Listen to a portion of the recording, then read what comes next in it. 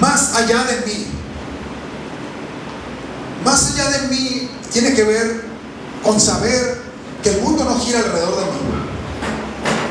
La Eclesía sabe que el mundo no gira alrededor de mí, de la persona. Cuánto egoísmo podemos ver ahorita en todos lados, ¿no? Siempre te dicen, pues hazlo como tú quieras. Si te parece bien a ti, tú hazlo. Y siempre estás de alguna manera edificando el yo, glorificando el cómo te sientes tú. Si te funciona a ti, esa es tu verdad, pues vive tu verdad. Y empieza todo, parece como que si todo estuviera girando alrededor de la persona o las personas. A eso se le conoce como humanismo. Quizás lo has escuchado, el tema del humanismo. Y el humanismo básicamente te hace creer que tú eres el centro del universo. Y eso es un engaño. Si has vivido lo suficiente, te has dado cuenta que la vida no gira alrededor tuyo.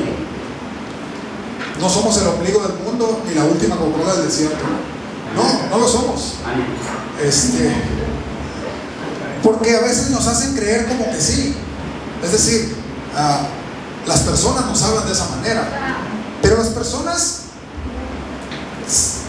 ¿cuándo determinas que tú empiezas a madurar? Cuando eres un niño, la edad de los 2 años, le llaman en inglés terrible 2, los terribles 2 años. ¿Por qué?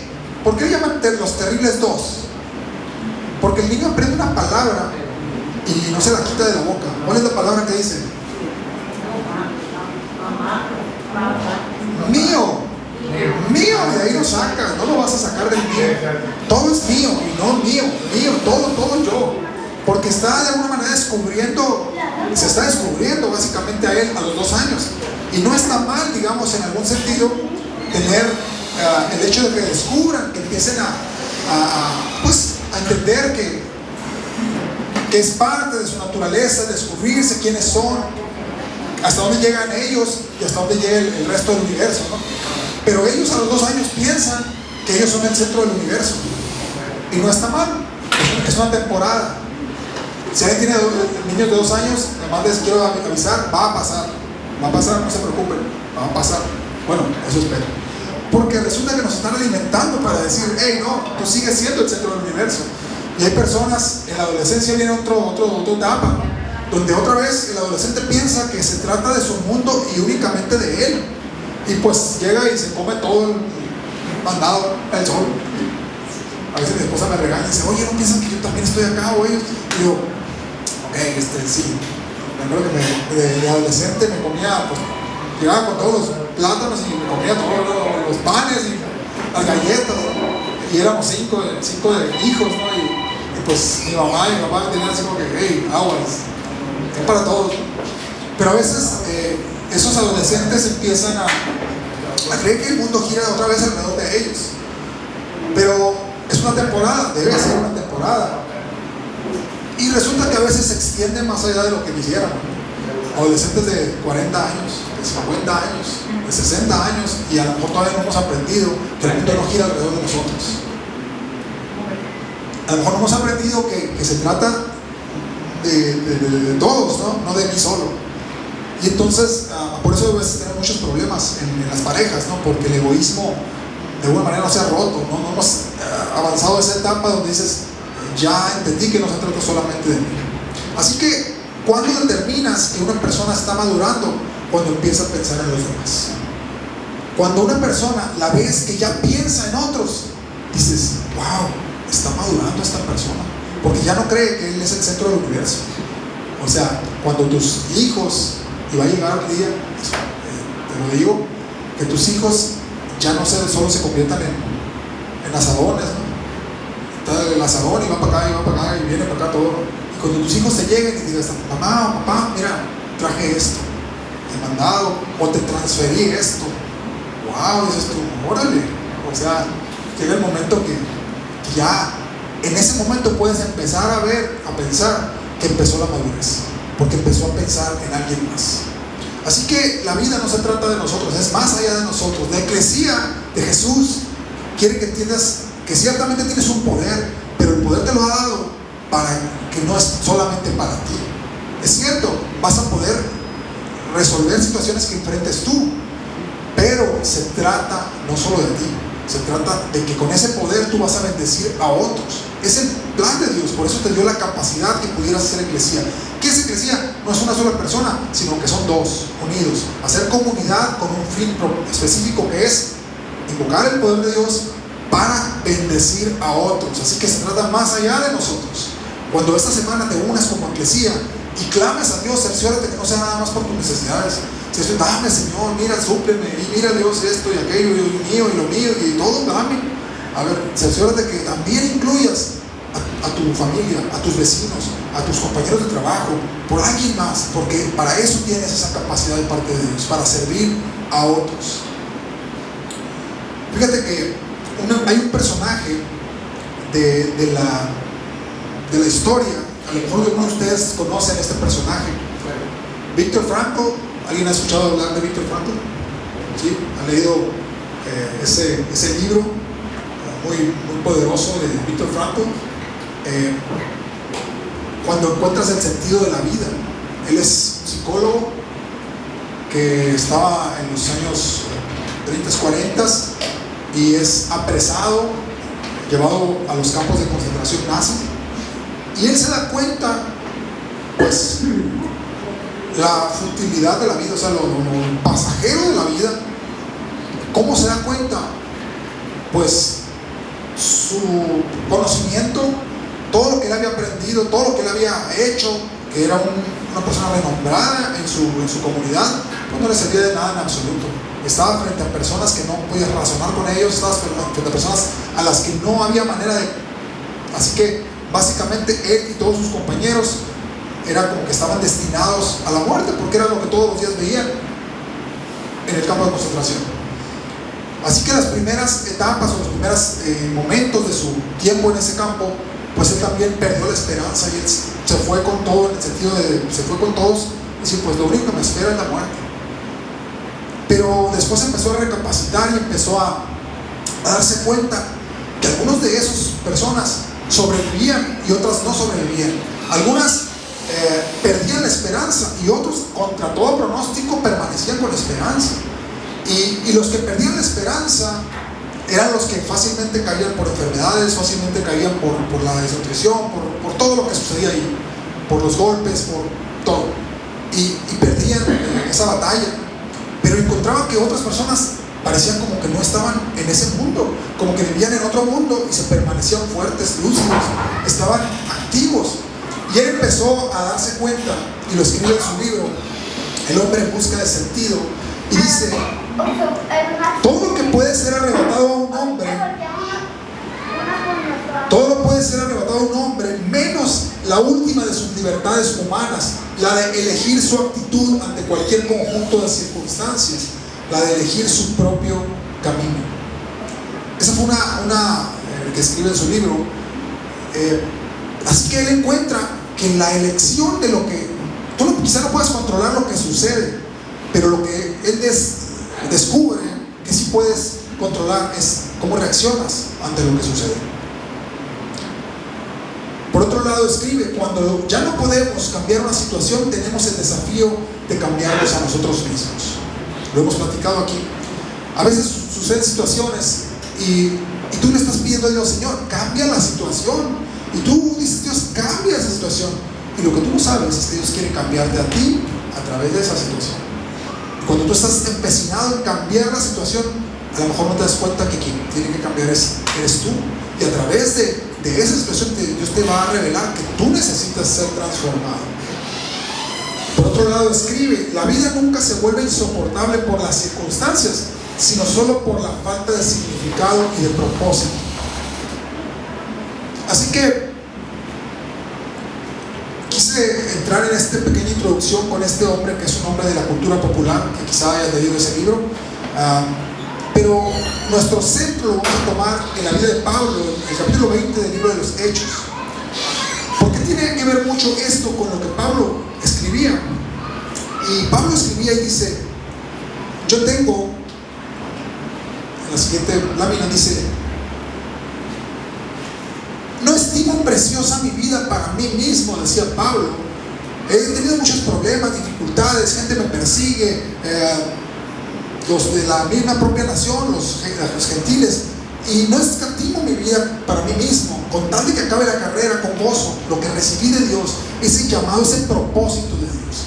Ahora, este hombre, que era un erudito de muchas áreas, escritor de más de la mitad del Nuevo Testamento, de todas las cartas que tú lees, él fue el escritor, era una persona muy favorecida en ese sentido, tenía ciudadanía romana, que es como haber sido pues, ciudadano estadounidense en este contexto, tenía digamos el reconocimiento de su nación, y en medio de todo, cuando él decide servir a Dios, pues de alguna manera él renuncia a sus privilegios, aunque no físicamente, pero sí él decide: no voy a usar esas cartas, digamos, la forma que voy a entrar es a través del servicio, el servir a otros, de buscar el bienestar de otros. Y cuando se ocupó usar esas cartas, las utilizó, pero él escribe: lo único que me importa no escatimo mi vida siquiera, sino que busco el bienestar de los demás, y lo que busco realmente es cumplir el propósito de Dios en mi vida. Hay un enfoque muy claro, y yo te hago esa pregunta a ti: ¿cuál es tu enfoque en la vida? Muchos de nosotros, si preguntáramos de manera particular, principalmente los jóvenes 20, 25 que salen a los 23, 24, 25 en la carrera, pues como dicen por ahí, se quieren comer el mundo, ¿no? Están deseosos de implementar toda su carrera y dicen: oh, yo voy a llegar y voy a hacer esto y aquello, voy a jugar en ligas mayores, no estoy hablando de béisbol, pero sí en cuanto a lo que ellos quieren realizar.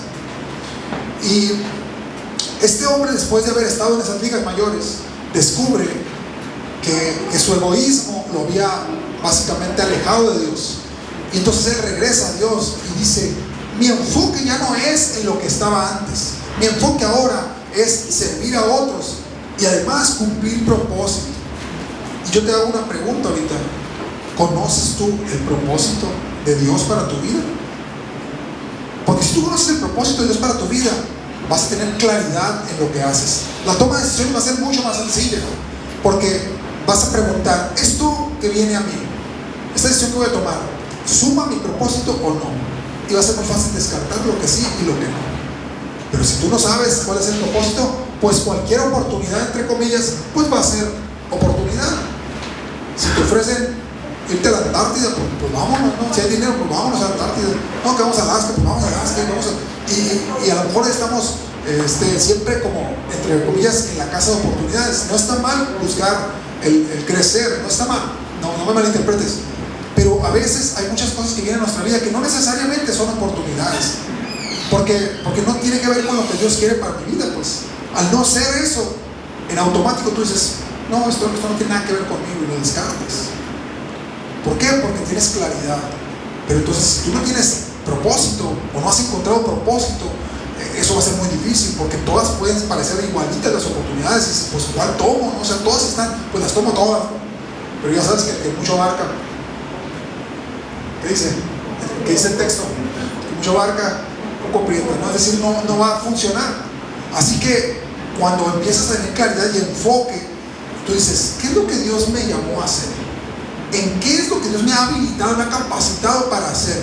Me voy a enfocar en eso. Voy a tratar de ir descartando lo que no, para que quite ruido de mi mente, y voy a enfocar en aquello que realmente siento que esa es la parte en la que cuando hago eso me siento totalmente lleno, pleno, complacido, completamente satisfecho. Más lo haría sin que me pagaran, pero si me pagan, pues mejor no.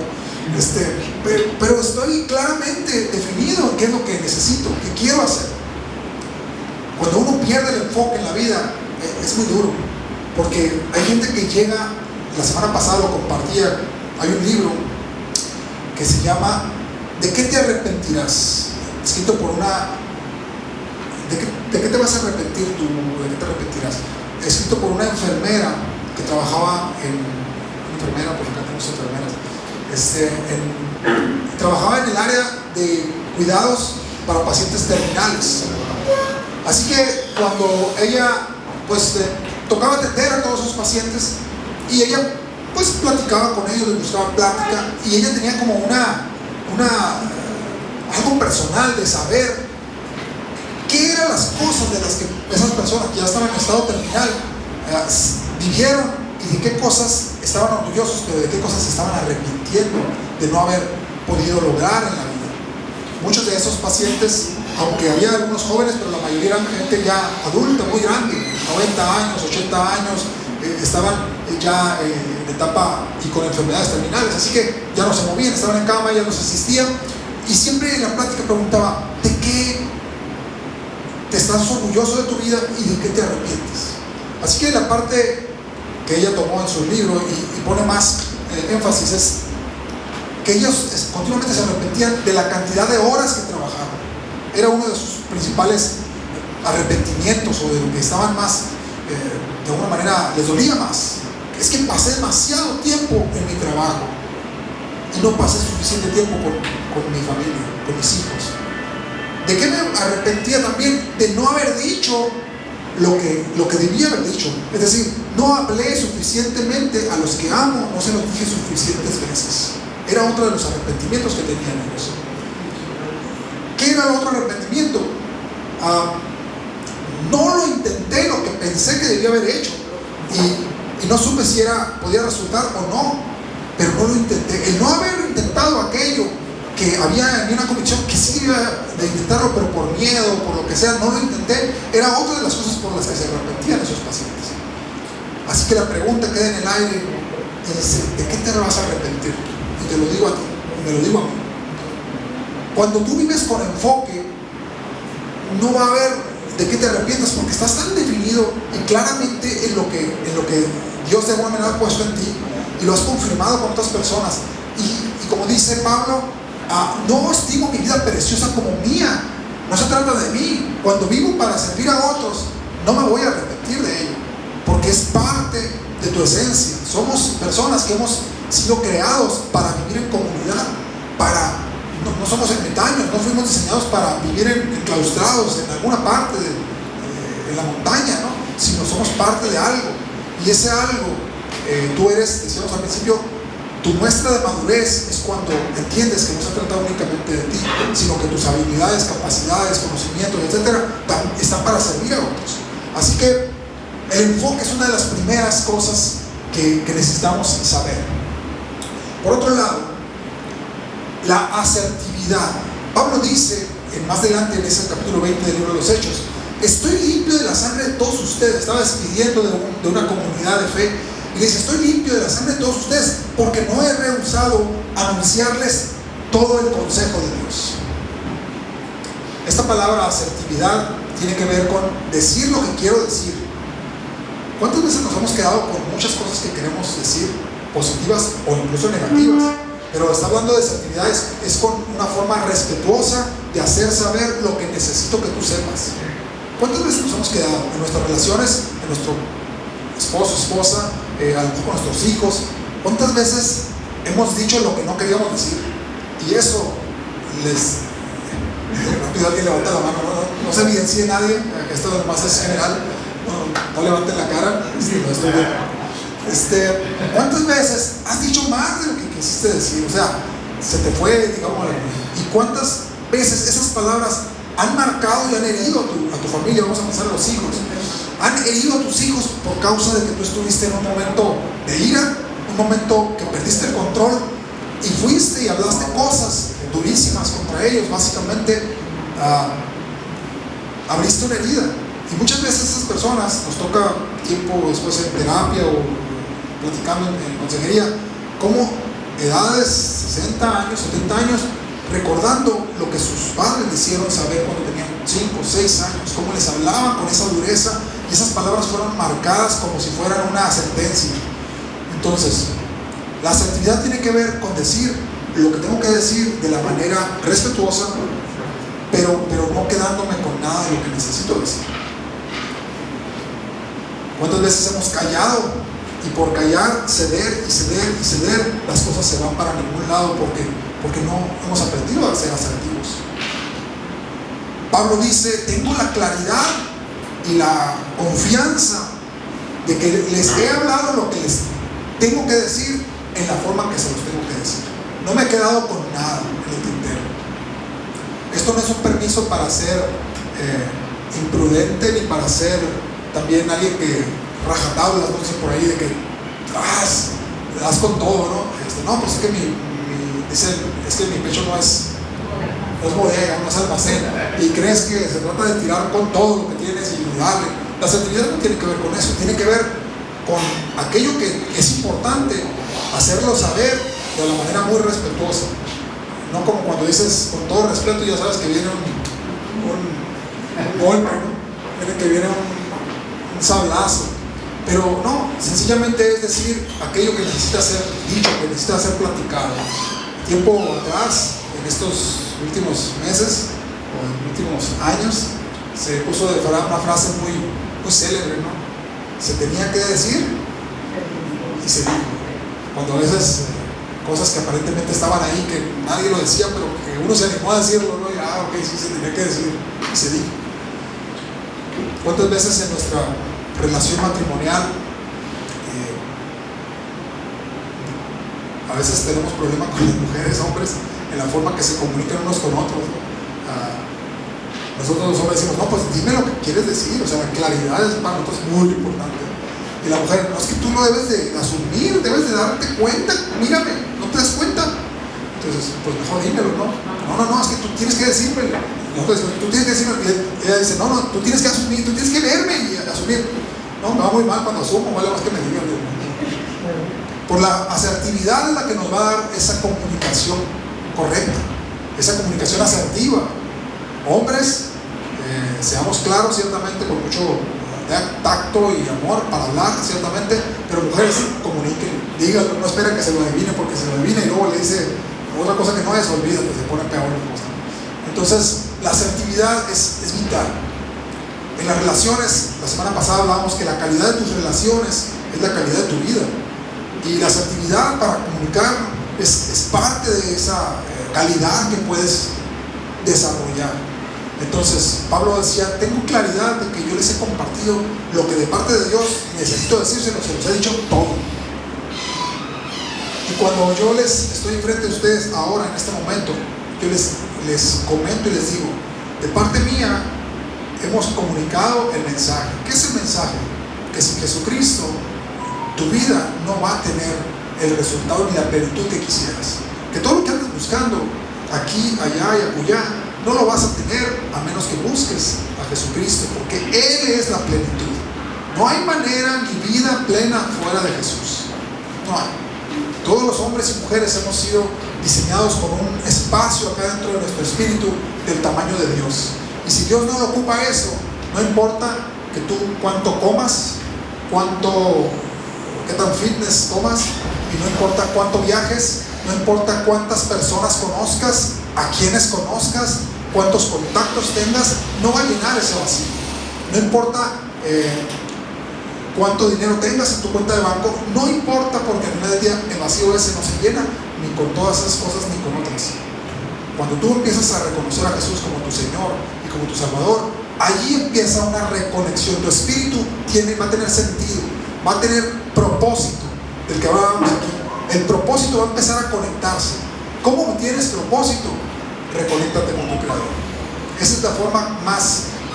La respuesta larga, corta, es ¿cómo tienes propósito? Reconéctate con tu Creador. Y pregúntale a tu diseñador, ¿para qué me diseñaste? Cuando tú ves un aparato de estos, tiene funciones muy específicas y hay un manual para sacarle el mejor provecho a eso. Y quien lo diseñó no fue no apareció de la nada, pues no fue generación espontánea este aparato. Alguien lo diseñó y le dio la forma, las características, las funcionalidades específicas, las entradas que necesita para cosas específicas. Todo es un diseño, es decir, no existe nada más porque sí. Si este aparato, que es menos complejo que tu vida y la mía, hay un diseño, hay un diseñador, hay un propósito.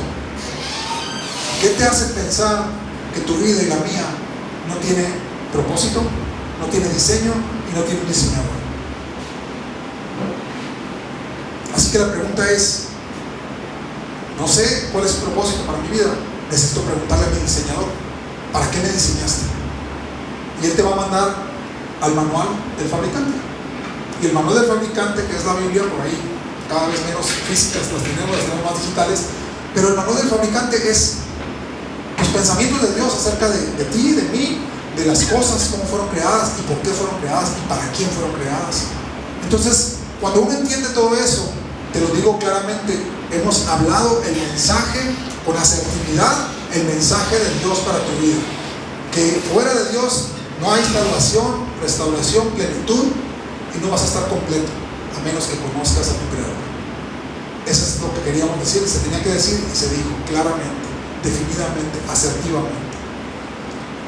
Pablo también, dentro de esa misma carta o ese mismo pasaje, capítulo 20 del libro de los Hechos, dice: en todo les he enseñado que trabajando así se debe ayudar a los necesitados, y recuerden las palabras del Señor Jesús, que dijo: más bienaventurada cosa es dar que recibir. Así que Pablo se está despidiendo de un grupo de personas y de alguna manera empieza a darles sus últimas recomendaciones, ¿no? Hablando de los enfermos terminales, seguramente, no sé si a Celine le ha tocado estar, y por acá Trini y por Lourdes, que tenemos enfermeras, no sé si les ha tocado, no sé más de por acá, ha tocado tener a esas personas ya terminales, y lo que empiezan a decir ellos, llámale al familiar, llámale al otro, y empiezan a decir como las últimas palabras, las más importantes, ¿no? Cuida de esto, cuida de aquello, y te quiero, y empiezan a dar las últimas cosas que pueden antes de despedirse, básicamente. Pablo empieza y dice: no pierdas el enfoque. Está despidiéndose de alguien que les dijo: ¿sabes qué? El Espíritu me está diciendo que ya no lo voy a volver a ninguno, no lo voy a volver a ver a ninguno de los que están aquí. Estoy hablando de lo que Pablo estaba hablando en Mileto.